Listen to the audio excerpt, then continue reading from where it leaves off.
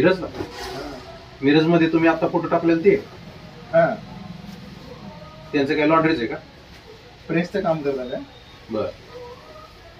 मला वेळ नाही जातोय, तरी 7-8 मिनिटं लागतात एका साडीला मशीनवर प्रेस करायला. होय, चालू करायचं म्हणजे सगळ्या प्रोसेसला. हे कसं आहे ना, एकदम आपण पाणी मारून ठेवल्या प्रेसला जास्त वेळ नाही लागत. तर विक्रम साहेब, ज्यात पैसे मिळणार आहेत त्याच्यावर जरा लक्ष द्यावं. मला वडाप काम व्हायला गेलं, तिथं पैसे मिळाले तेच काय तुम्ही लक्ष देण्यात आलाय.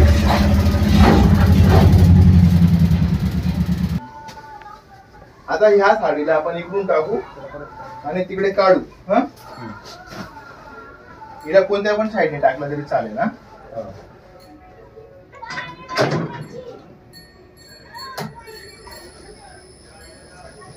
पाणी मारले ना त्याला? हो, मारलं. जास्त पाणी मारायला काम नाही. इकडे साडी कशी येते प्रेस ना, हे इकडे दिसतात.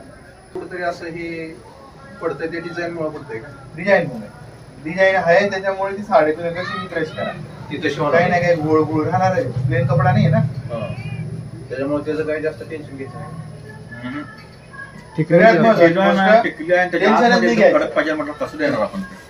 घेतलं का नवीन नवीन माणसाला काय असतं ना, आपल्या कामावरच कॉन्फिडन्स असतो बरं का.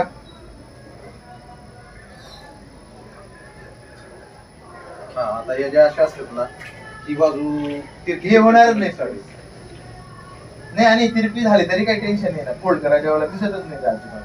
हा कपडा असा आहे, फोल्ड करायच्या वेळेला परत दिसत तसं होणार. तारची साडी आहे, ती जर तिरपी आली तर मग तिला परत एकदा लावावं लागतं, दुसऱ्या साईडनं लावायची. हा, परत दुसऱ्या साईडनं. आणि आता ही जर आपण गुंडाळी असती तर ही तिरकी आली असती. हो, 100% आले असते. आता बघा, हिला याच्यामध्ये काय प्रॉब्लेम आहे आता? एक नंबर क्वालिटी आहे, एक नंबर. आणि ह्या डिझाईन थोडं वाटतं वाटतं, आणि हिला जर लपेटले असते तर काहीच बदल नाही.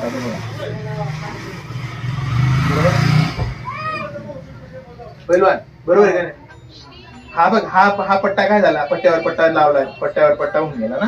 आणि इकडे अजिबात त्याला जास्त डिझाईन आहे. इकडे कसं इक्वल आहे, इकडे पण पट्टा आहे, इकडे पण पट्टा. इकडे तर तसं नाही आलाय जास्त. थांबा जरा 5 मिनिटं. बरोबर आहे का? ही कस्टमरला द्यायला काय प्रॉब्लेम? इस्त्रीने सुद्धा अशी येणार येईल का इस्त्रीने? डिझाईनला घेऊन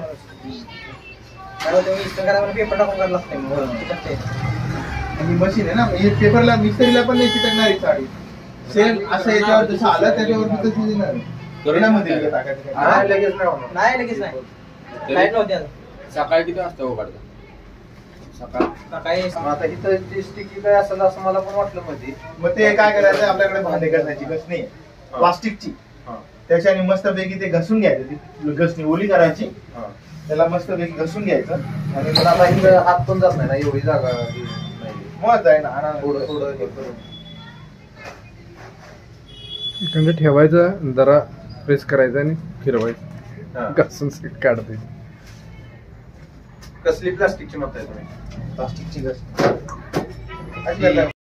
इम्पोर्टेंट लॉन्ड्री के जो प्रोडक्ट होते हैं ना, जो मैं ऑनलाइन मंगवाता हूँ या मेरे नॉलेज में है कि ये सबके लिए यूज़फुल होंगे, तो उसकी ऑनलाइन बाय लिंक हमेशा मैं डिस्क्रिप्शन बॉक्स में देता हूँ, तो जाके आप बाय कर सकते हैं, चेक कर सकते हैं और बाय कर सकते हैं. जय हिंद, वंदे मातरम, जय श्री राम. धन्यवाद दोस्तों.